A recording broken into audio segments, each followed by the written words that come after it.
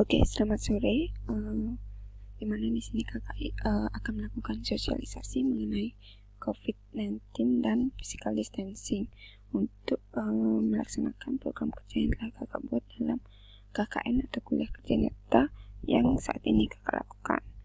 Nah, di mana perkenalkan, nama kakak Dewa Hilary Dwianti dengan NIM 181801124 dari Fakultas Kedokteran Prodi Kedokteran Universitas Pendidikan Ganesha. Nah, di mana di sini terdapat 5 pokok bahasan yang akan kakak bahas, di mana yang pertama yaitu perjalanan penyakit COVID-19, gejala, klasifikasi infeksi COVID-19, pencegahan, dan yang terakhir yaitu physical distancing. Baik, untuk yang pertama yaitu perjalanan penyakit COVID-19. Nah, di mana COVID-19 ini merupakan penyakit menular yang dapat dengan cepat dan mudah menyebar antar manusia. Nah, di mana COVID-19 ini masih berkembang dengan pesat hingga saat ini, namun belum ditemukannya vaksin untuk menyembuhkannya. Nah, di mana perjalanannya yaitu dimulai dari Desember 2019, di mana pada Desember 2019 ditemukannya kasus pneumonia misterius pertama kali dilaporkan di Wuhan, Provinsi Hubei. Nah, di mana sampel yang diteliti menunjukkan etiologi coronavirus baru, di mana awalnya penyakit ini dinamakan sementara yaitu 2019 novel coronavirus atau 2019 nCoV. Nah, kemudian pada tanggal 11 Februari 2020 WHO mengumumkan nama baru yaitu coronavirus disease atau COVID-19 yang disebabkan oleh SARS-CoV-2.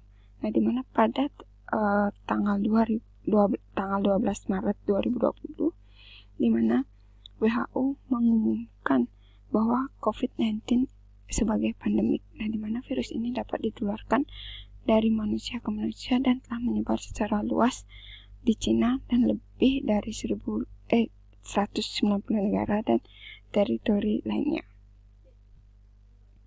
Nah, selanjutnya yaitu gejala dari COVID-19. Nah, di mana sebenarnya banyak gejala yang ditimbulkan dari COVID-19, namun di sini kakak membahas 3 gejala utama yang disebabkan oleh COVID-19. Yang pertama yaitu adanya demam, di mana gejala yang paling umum dan banyak pasien alami, di mana mencapai 98% yaitu demam tinggi, yaitu di mana di atas 38, derajat Celcius. Selanjutnya yaitu batuk. Batuk yang dimaksudkan dalam kategori kemungkinan terinfeksi virus corona adalah batuk yang terlampau sering dalam sejam. Nah, selanjutnya yaitu sesak. Sesak napas yang menjadi salah satu gejala yang serius, di mana umumnya pasien COVID-19 dalam kasus yang serius akan mengalami pneumonia. Nah, selanjutnya klasifikasi infeksi COVID-19 di Indonesia. Nah, di mana menurut Buku Pedoman Pencegahan dan Pengendalian Coronavirus Disease atau COVID-19 per 27 Maret 2020, di mana terdapat 4 klasifikasi. Yang pertama yaitu pasien dalam pengawasan atau PDP, di mana orang dengan infeksi saluran pernapasan akut atau ISPA, dan dengan orang dengan demam lebih dari 38 derajat Celcius dan memiliki riwayat kontak dengan kasus konfirmasi COVID-19. Selanjutnya yang kedua yaitu orang dalam pemantauan atau ODP, orang yang mengalami demam lebih dari 38 derajat Celcius dan memiliki riwayat perjalanan di negara atau wilayah yang melaporkan transmisi lokal, dan orang yang mengalami gejala gangguan sistem pernapasan. Nah, di mana yang ketiga yaitu orang tanpa gejala atau OTG, seseorang yang tidak bergejala dan memiliki risiko tertular dari orang konfirmasi COVID-19. Nah, yang terakhir yaitu kasus konfirmasi, di mana pasien yang terinfeksi COVID-19 dengan hasil pemeriksaan tes positif. Baik, selanjutnya pencegahan yang dapat dilakukan untuk memutus rantai COVID-19 yaitu di sini yang pertama yaitu mencuci tangan. Nah, di mana melakukan kebersihan tangan menggunakan hand sanitizer atau sabun. Selanjutnya yaitu etika batuk, di mana menerapkan etika batuk dengan menutup hidung atau mulut dengan lengan kanan atau tisu dan segera membuang tisu ke tempat sampah. Selanjutnya yaitu memakai masker, di mana selalu memakai masker saat berpergian atau keluar rumah. Selanjutnya menghindari menyentuh wajah berupa mata, hidung, ataupun mulut. Selanjutnya yaitu melakukan physical distancing atau menjaga jarak minimal 1 meter. Nah, selanjutnya itu physical distancing. Physical distancing ini adalah merupakan salah satu pencegahan yang dapat dilakukan dalam memutus rantai COVID-19. Nah, di mana physical distancing ini sebelumnya yaitu dikenal dengan istilah social distancing. Namun, Organisasi Kesehatan Dunia atau WHO telah mengubah istilah pembatasan sosial atau social distancing menjadi menjaga jarak fisik atau physical distancing. Nah, kenapa diubah?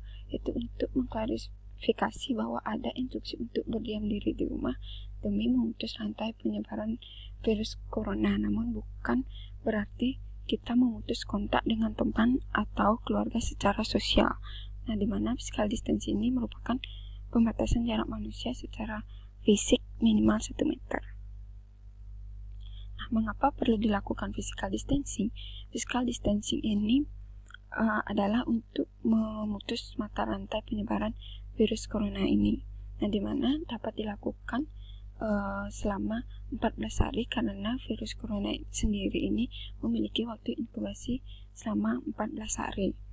Nah, di mana untuk menghentikan penyebaran virus corona yang terjadi saat ini, masyarakat pun telah diinstruksikan oleh pemerintah untuk melakukan physical distancing atau menjaga jarak dengan cara bekerja dari rumah atau work from home, belajar di rumah secara online bagi siswa sekolah dan mahasiswa, menunda pertemuan atau acara yang dihadiri banyak orang, atau melakukan secara online lewat konferensi video atau telekonferensi. Nah, di mana yang terakhir itu tidak mengunjungi orang yang sedang sakit, melainkan cukup melalui telepon atau video call.